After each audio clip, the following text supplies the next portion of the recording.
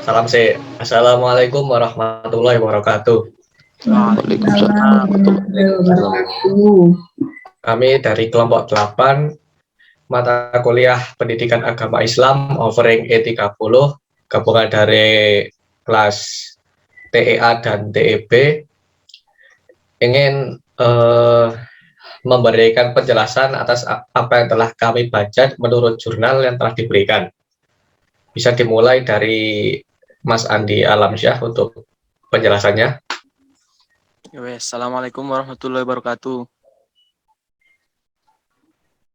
Di sini kami akan membahas tentang doktrin Islam dan doktrin pra-Islam. Tepatnya tentang apresiasi terhadap ritus dan dasar-dasar keyakinan. Secara historis, secara sejarah, Islam termasuk agama termuda di dunia, di antara agama-agama besar lainnya. Secara formal, Islam lahir ketika diangkatnya Nabi Muhammad SAW sebagai Rasul dengan wahyu pertama yang diterima pada umurnya yang ke-41 tahun, yaitu pada tahun 612 Masehi. Sebagai sebuah agama, Islam juga memiliki unsur-unsur serupa dengan agama lain pada umumnya, baik dalam rumpun semit sendiri atau lainnya, yaitu antara lain kepercayaan terhadap Yang Maha Tinggi atau Yang Maha Esa dengan segala sifat-sifat sempurnanya, ritus-ritus sebagai bentuk pengabdian, permohonan, dan pendekatan diri, serta ajaran-ajaran supranatural dan eskatologis. Lebih dari itu, Islam memiliki banyak doktrin yang serupa dengan agama lain, terutama agama Semit yang lebih tua. Kenyataan itu tidak bisa dibantah jika tidak melacak lebih jauh sejarah agama-agama di kawasan Bulan Sabit Subur dan Jazirah Arab secara umum sebagai konteks kebudayaan lahirnya Islam. Karena Islam memang tidak lahir dalam kevakuman agama, tradisi, dan kebudayaan.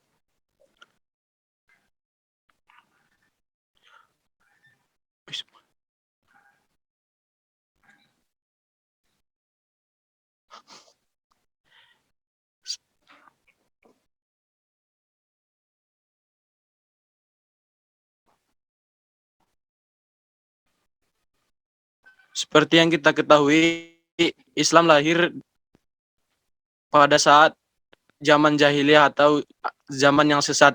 Jahiliyah yang disebut dengan zaman jahiliyah atau zaman kebodohan. Istilah jahiliyah menjadi stigma yang membentuk pemahaman dan penafsiran umat Islam tentang masa lalu atau masa pra-Islam dalam rangka memahami dasar-dasar Islam.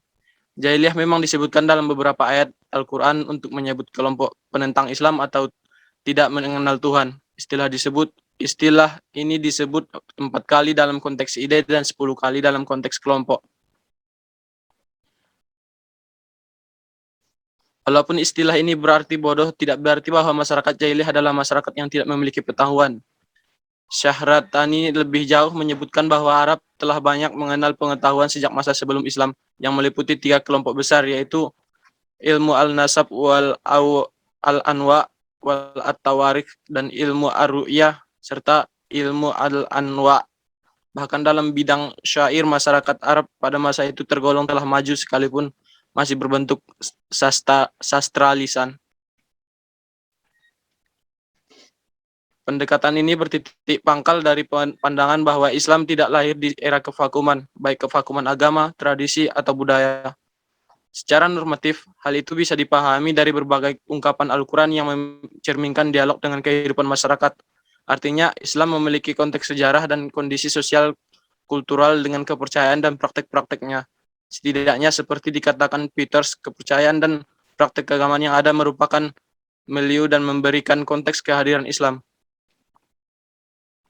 Mungkin cukup sekian dari saya, akan dilanjutkan oleh teman saya selanjutnya.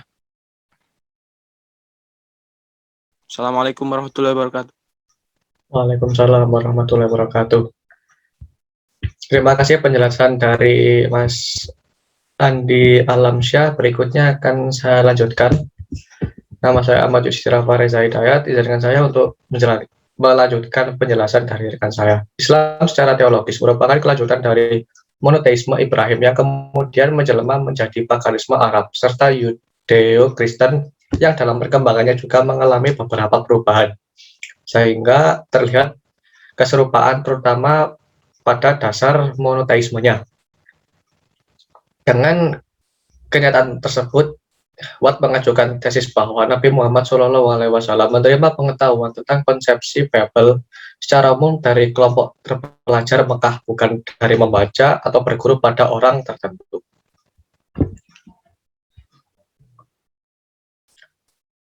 Lebih jauh lagi, Bamiyah menegaskan bahwa Islam merupakan produk dari belajar sosial yang panjang, sementara Goldziher menilai Nabi Muhammad sebagai manusia yang cerdas sehingga mampu mentransformasikan ide-ide menjadi sistem tertentu tanpa memperkenalkan ide-ide baru.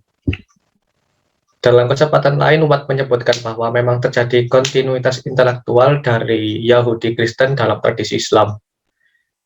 Namun hal tersebut tidak perlu diperdebatkan. Dengan kesamaan dan pengaruh kedua agama tersebut, Islam lebih tampak sebagai duplikasi. Dari sini kita akan melihat lebih jauh unsur-unsur luar yang masuk pada Islam dan sejauh mana yang menjadi bagian integral darinya. Unsur-unsur luar dalam Islam yang akan kita lihat itu berasal dari agama atau tradisi yang telah ada ketika Islam lahir. Dalam hal ini hanya dipilih 3 agama, Kristen, Yahudi, dan Arab pra-Islam. Dan tiap tersebut dibagi menjadi beberapa unsur, yaitu pertama akidah atau keyakinan, 2 ibadah atau ritus, dan 3 khuluq atau moral dan perilaku dalam kehidupan sosial.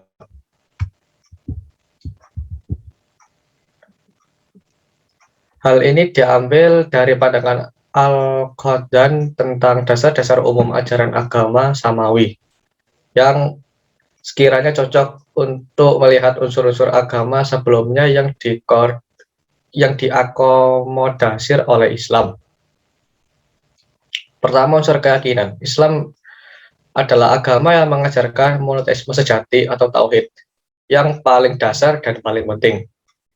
Sehingga umat harus meyakini bahwa Tuhan itu hanya Allah, Ia tunggal dan tidak memiliki sekutu.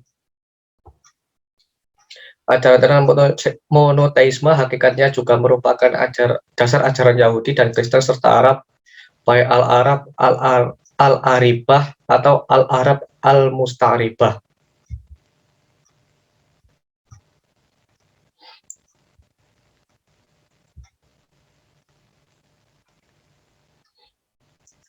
Orang Arab juga banyak dikenal sebagai paganisme. Hakikatnya, agama bangsa Arab adalah monoteisme yang dinisbatkan pada Ibrahim.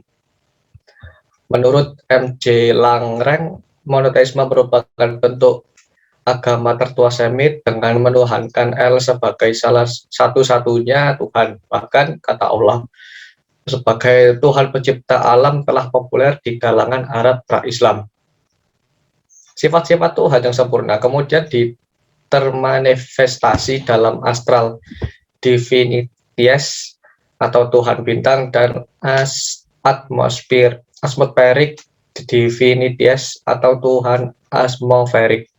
Bulan, matahari, dan Venus dihadirkan sebagai penjelmaan sifat-sifat Tuhan yang juga disembah sebagai dewa. Tuhan-Tuhan itu kemudian terhipostasi dalam wujud berhala seperti Lata, Uzza, Manat, dan lain sebagainya. Selain itu juga terdapat penyembahan terhadap objek material lain seperti batu suci yang dinilai mengandung kekuatan dan spirit ketuhanan. Sekian penjelasan dari saya, kurang lebihnya mohon maaf, bisa dilanjutkan oleh rekan saya Dimas Zayyan Maulana. Wassalamualaikum warahmatullahi wabarakatuh. Waalaikumsalam. Baik, saya akan melanjutkan presentasi dari Ahmad Yudhistira Pak Reza, akidah dalam Islam. Jadi itu ada 5 macam. Yang pertama, agama Islam itu agama yang fitrah. Jadi agama Islam itu diturunkan oleh Allah untuk kepentingan dan kebahagiaan manusia. Siapapun yang mengamalkan Islam dengan penuh ketaatan, kepasrahan, dan ketulusan, niscaya akan menemukan kedamaian dan memperoleh kemuliaan. Karena tidak ada sedikit rasa rasa-rasa yang tidak ikhlas atau gimana. Kemudian tidak sedikit pun ajaran Islam yang bertentangan dengan nilai-nilai kemanusiaan, tidak pula membebani dan memberatkan manusia. Bahkan jika diperhatikan, semua hukum yang disyariatkan oleh Allah justru menopang fitrah dan kebutuhan dasar manusia. Hal ini sesuai dengan apa yang diajarkan dalam ilmu fikih dengan substansi maqasidus syariah yang bertujuan untuk menjaga lima perkara, yakni agama, jiwa, keturunan, harta, dan akal. Ini juga sesuai dengan firman Allah dalam Quran Surat Al-Baqarah ayat 286. Kemudian yang selanjutnya adalah agama Islam bersifat universal. Perumpamaan ajaran Islam dengan tradisi dan budaya sekitarnya tidaklah dilakukan dengan cara konfrontasi, melainkan dengan jalan akomodasi kreatif. Jadi agama Islam itu sifatnya bukan dengan kekerasan, tapi dengan cara akulturasi budaya. Kemudian seperti yang ada di Nusantara ini. Kemudian pengetahuan yang dikembangkan dalam ajaran Islam pun merupakan serapan dari warisan intelektual peradaban sebelumnya. Kemudian peradaban itu disajikan kembali menjadi warisan dunia yang memberi manfaat bagi seluruh umat manusia. Hal ini sesuai dengan firman Allah dalam Quran Surat Al-Anbiya ayat 107. Yang selanjutnya adalah agama Islam melanjutkan tradisi Tauhid. Tauhid merupakan urat nadi dan tujuan utama agama Islam. Dengan Tauhid, manusia dapat hidup bahagia di dunia dan di akhirat.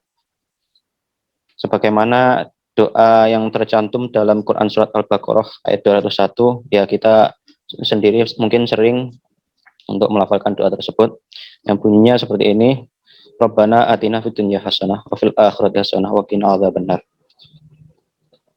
Konsep Islam sebagai agama tauhid ini sudah ada sejak turun-temurun, mulai dari Nabi Adam, Nuh, Ibrahim, sampai Nabi yang terakhir, yakni Nabi Muhammad Shallallahu Alaihi Wasallam. Kemudian agama Islam yang keempat adalah agama Islam menyempurnakan agama yang terdahulu. Sebelum Islam datang, banyak sekali agama-agama yang ada di dunia ini. Baik agama yang masuk kategori samawi, agama yang turun dari langit, atau agama arti, agama yang berasal dari bumi atau ciptaan manusia sendiri. Di antara agama-agama itu antara lain agama Mesopotamia, terus agamanya bangsa Mesir, agama Hindu, agama Buddha, Zoroaster, Majusi, Tao, Konghucu, dan lain sebagainya, masih banyak lagi. Dan sedangkan agama Samawi itu seperti Nasrani dan Yahudi.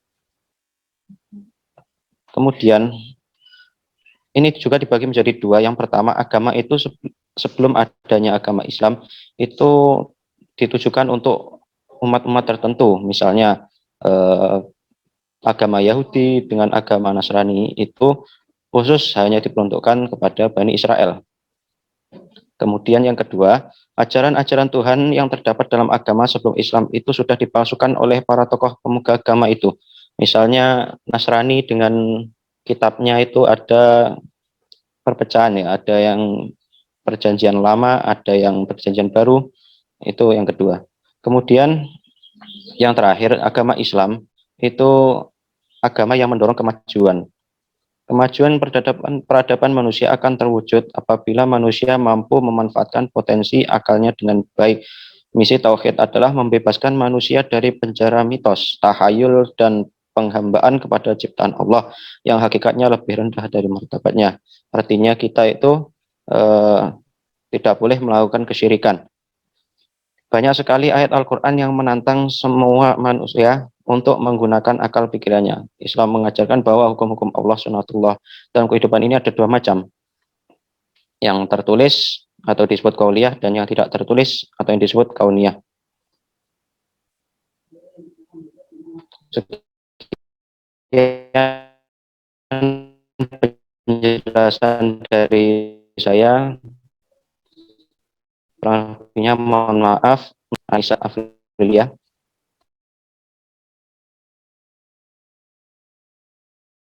Sebentar ya, sebentar.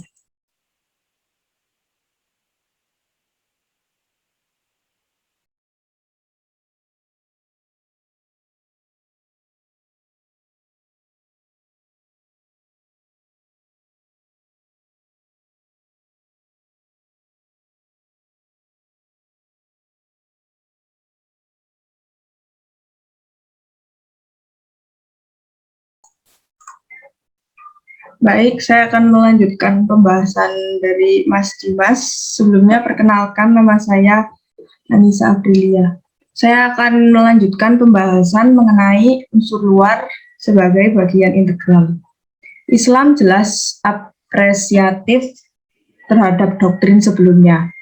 Apresiasi yang terlihat pada unsur-unsur tersebut di atas menunjukkan sikap akomodatif kreatifnya, sehingga nuansa dirinya sendiri tetap dominan. Justru inilah yang ditegaskan S.H. Nasr, dikutip Nasaruddin Umar sebagai keistimewaan Islam berupa sistesis, integrasi, dan penyerapan terhadap ajaran sebelumnya. Hal itu disebabkan oleh eksistensi visinya sendiri yang sangat jelas. Dalam hal ini, visi Islam adalah mengantar pada hakikat kesejahteraan hidup bagi semua makhluk. Visi tersebut diterjemahkan dalam misi, kehadiran manusia sebagai hamba dan wakil Allah di muka bumi. Untuk bisa mewujudkan misi itu, manusia diberi fasilitas akal dan tuntutan berupa agama Islam.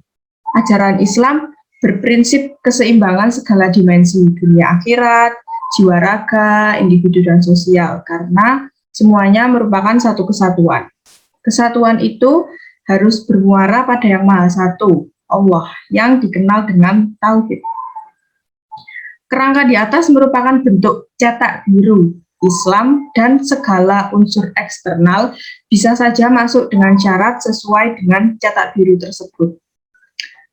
Cetak biru ini hakikatnya sama dengan agama samawi sebelumnya, yang juga monoteis, sehingga misi dasar yang diembannya juga sejalan. Maka segala unsur luar menjadi penting karena yang pertama, kesamaan prinsip monoteisme, dan yang kedua, memperkaya materi dengan rangka mencapai tujuan yang diharapkan. Unsur-unsur luar yang diakomodir ke dalam Islam dianggap sebagai bagian integral atau ajaran Islam sendiri. Selain itu, Islam juga masih menyisakan ruang bagi unsur-unsur luar lainnya yang belum terakomodir selama tidak menyimpang dari garis yang telah ditentukan dengan menggunakan potensi pikir. Yang penting dicatat bahwa proses masuknya unsur-unsur luar yang tercermin dalam Al-Quran dan hadis bukan berdasar hasil belajar Nabi Muhammad SAW terhadap masyarakat terpelajar Arab kala itu. Semua itu merupakan kewenangan Allah berdasar pada pertimbangan. Yang pertama, Al-Quran bukan karya Nabi Muhammad SAW, sehingga ajaran luar yang masuk bukan atas rekayasanya. Yang kedua, Al-Quran menyatakan bahwa segala perilaku dan sabda Nabi Muhammad SAW yang terkait dengan doktrin agama tidak lepas dari kendali Allah.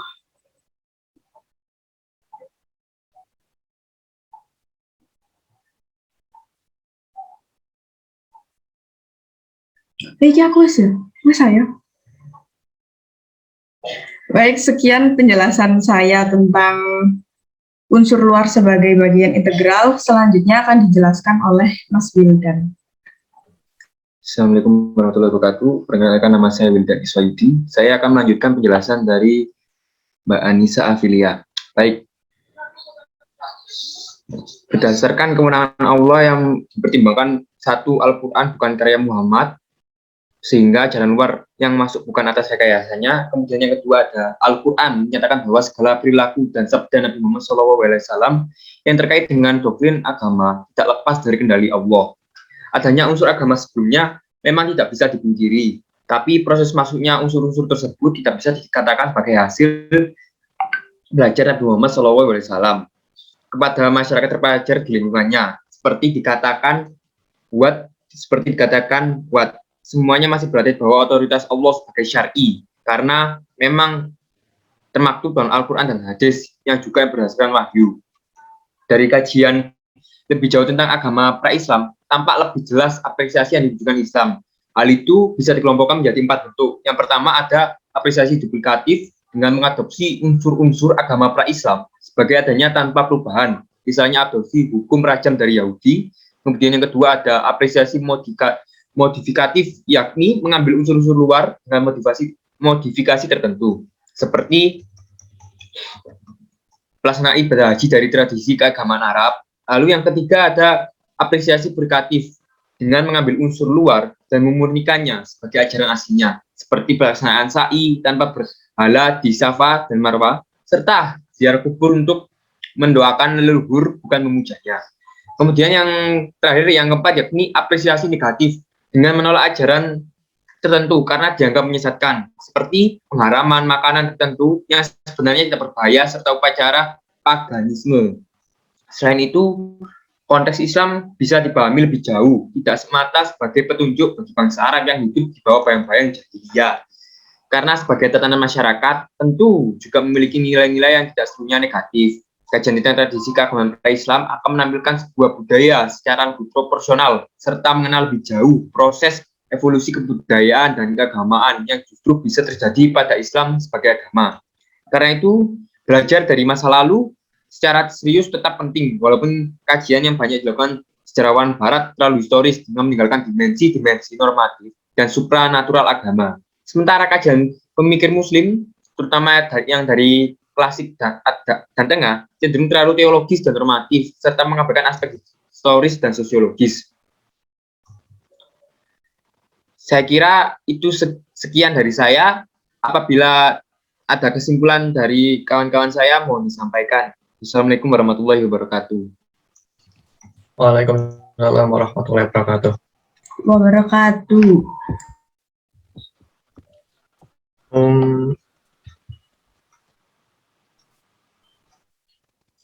Izin memberikan kesimpulan. Bentar. Silakan. Jadi kesimpulan menurut saya, terutama pada bagian yang saya baca adalah Tuhan itu hanya Allah. Allah itu tunggal dan tidak memiliki sekutu, dan tidak ada, dan kita hanya menyembah Allah dan tidak menyekutukan yang lain, serta tidak menjadikan sesama sebagai Tuhan di samping Allah. Itu menurut saya. Mungkin ada yang mau menambahkan? Izin saya mau menambahkan. Silakan. Serta di dalam agama Islam kita dianjurkan untuk tidak selalu melulu untuk beribadah. Kita juga dituntut untuk menuntut ilmu. Itu kesimpulan yang dapat saya tarik dari bacaan yang saya bacakan. Dan saya mau menambahkan juga. Monggo. Jadi agama Islam itu bukan agama yang katakan orang banyak itu sebagai agama teroris atau agama radikal. Jadi agama Islam itu agama yang rahmatan lil alamin, agama yang memberikan kasih sayang kepada semua makhluknya. Mbak Alisa mau nambahin apa? Tidak, saya sudah cukup. Oke, mungkin segitu saja dari kelompok 8. Mungkin dari salah satu dari anggota kami tanpa sengaja tadi keluar Zoom dikarenakan ada kendala. Sekian dari kelompok kami, kurang lebihnya kami memohon maaf. Wassalamualaikum warahmatullahi wabarakatuh. Waalaikumsalam warahmatullahi wabarakatuh.